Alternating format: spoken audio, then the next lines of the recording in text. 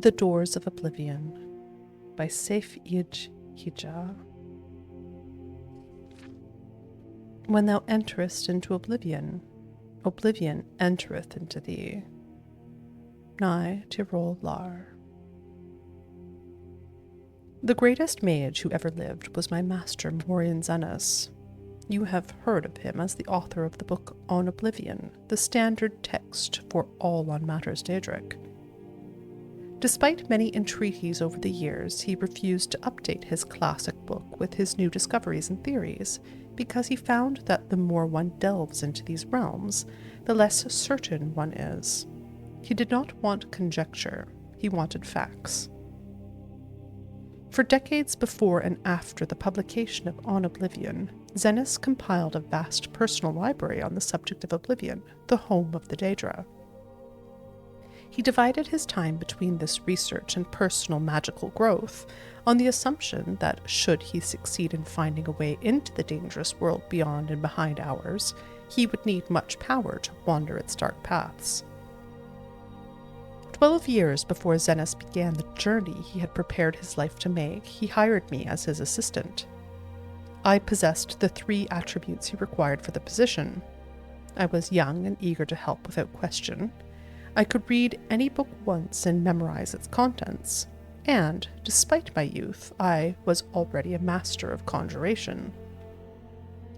Zenus, too, was a master of Conjuration, indeed a master at all the known and unknown schools, but he did not want to rely on his ability alone in the most perilous of his research. In an underground vault, he summoned Daedra to interview them on their native land, and for that he needed another conjurer to make certain they came, were bound, and were sent away again without incident. I will never forget that vault, not for its look which was plain and unadorned, but for what you couldn't see. There were scents that lingered long after the summoned creatures had left. Flowers and sulfur, sex and decay, power and madness. They haunt me still to this very day.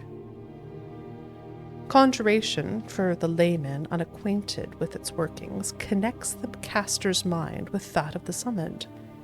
It is a tenuous link, meant only to lure, hold, and dismiss, but in the hands of a master it can be much stronger. The Psijics and Dwemer can, in the Dwemer's case perhaps I should say could, connect with the minds of others and converse miles apart, a skill that is sometimes called telepathy. Over the course of my employment, Zenus and I developed such a link between one another. It was accidental, a result of 2 powerful conjurers working closely together, but we decided that it would be invaluable should he succeed in traveling to Oblivion.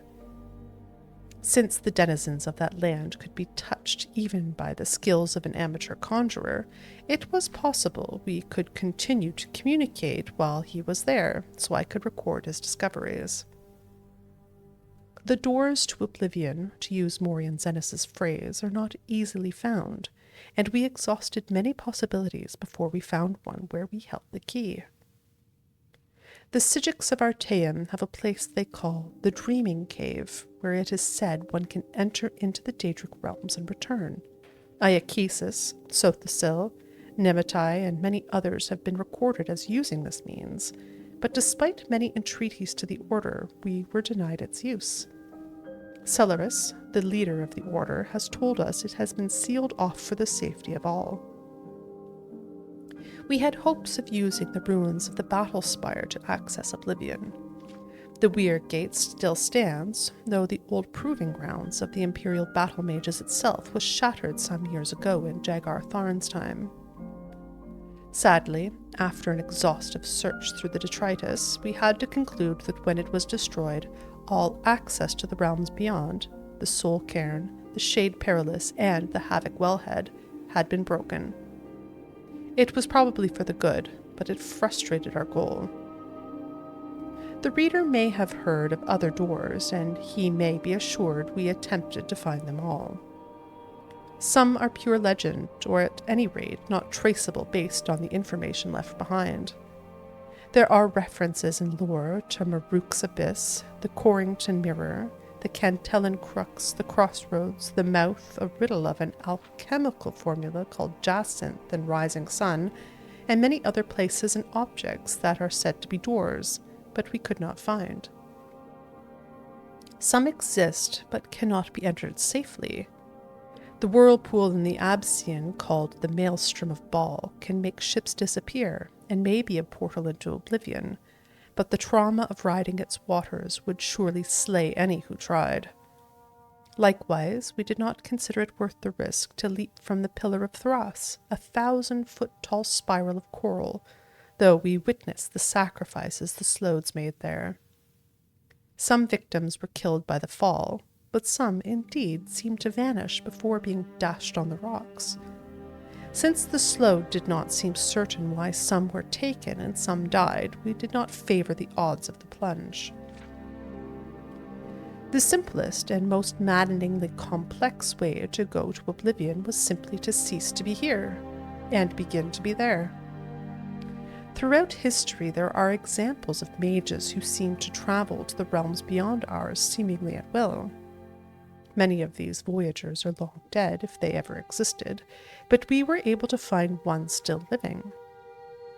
In a tower off Zephyrbal Bay on the island of Vardenfell in the province of Morrowind, there exists a very old, very reclusive wizard named Divaith Fear.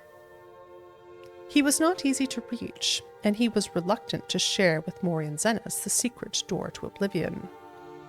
Fortunately, my master's knowledge of lore impressed Fear, and he taught him the way. I would be breaking my promise to Zenas and Fear to explain the procedure here, and I would not divulge it even if I could. If there is dangerous knowledge to be had, that is it. But I do not reveal too much to say that Fear's scheme relied on exploiting a series of portals to various realms created by a Telvanni wizard long missing and presumed dead. Against the disadvantage of this limited number of access points, we weighed the relative reliability and security of passage and considered ourselves fortunate in our informant. Morian Zenas then left this world to begin his exploration. I stayed at the library to transcribe his information and help him with any research he needed. Dust, he whispered to me on the first day of his voyage. Despite the inherent dreariness of the word, I could hear his excitement in his voice echoing in my mind. I can see from one end of the world to the other in a million shades of gray. There is no sky or ground or air, only particles floating, falling, whirling about me. I must levitate and breathe by magical means. Zenas explored the nebulous land for some time, encountering vaporous creatures and palaces of smoke. Though he never met the prince, we concluded that he was an ash pit said to be the home of Malakath, where anguish, betrayal, and broken promises like ash filled the bitter air. "The sky is on fire," I heard him say as he moved on to the next realm. "The ground is sludge but traversable. I see blackened ruins all around me, like a war was fought here in the distant past. The air is freezing. I cast blooms of warmth all around me, but it still feels like daggers of ice stabbing me in all directions." This was Cold Harbor, where Molag Bal was prince. It appeared to Zenas as if it were a future Nirn under the King of Rape, desolate and barren, filled with suffering. I could hear Morian Zenas weep at the images he saw, and shiver at the sight of the imperial palace spattered with blood and excrement. "Too much beauty," Zenas gasped when he went to the next realm. "I am half blind. I see flowers and waterfalls, majestic trees, a city of silver, but it is all a blur. The colors run like water. It's raining now, and the wind smells like perfume. This is surely Moonshadow, where Azura dwells." Zenas was right, and astonishingly, he even had audience with the Queen of Dusk and Dawn in her own Rose Palace. She listened to his tale with a smile and told him of the coming of the Nerevarine. My master found Moonshadow so lovely he wished to stay there, half blind, forever, but he knew he must move on and complete his journey of discovery. I am in a storm, he told me as he entered the next realm. He described the landscape of dark, twisted trees, howling spirits, and billowing mist, and I thought he might have entered the deadlands of Maroonstagan.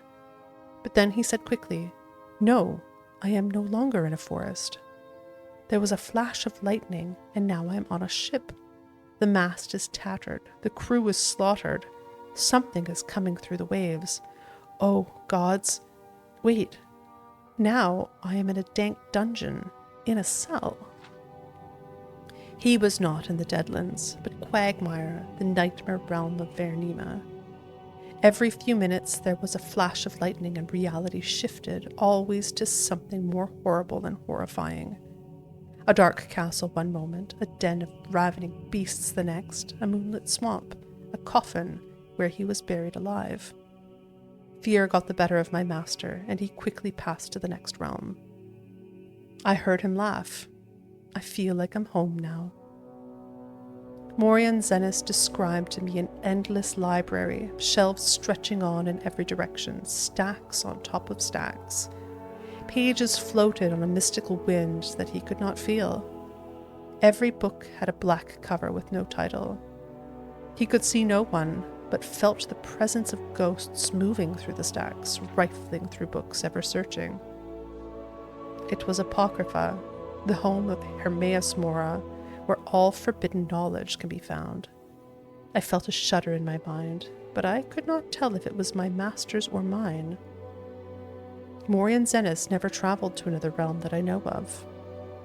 Throughout his visits to the first 4 realms, my master spoke to me constantly.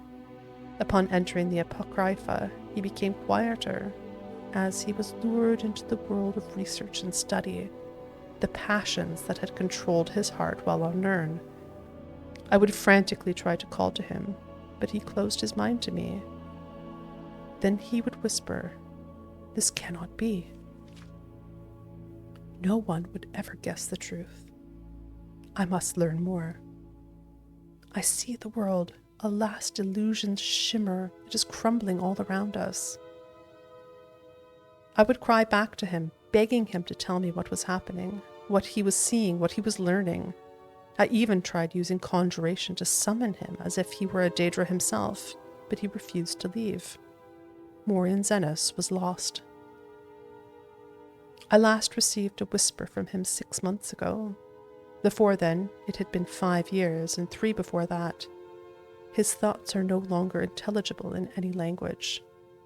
Perhaps he is still in Apocrypha, lost but happy, in a trap he refuses to escape. Perhaps he slipped between the stacks and passed into the madhouse of Sheogorath, losing his sanity forever. I would save him if I could. I would silence his whispers if I could.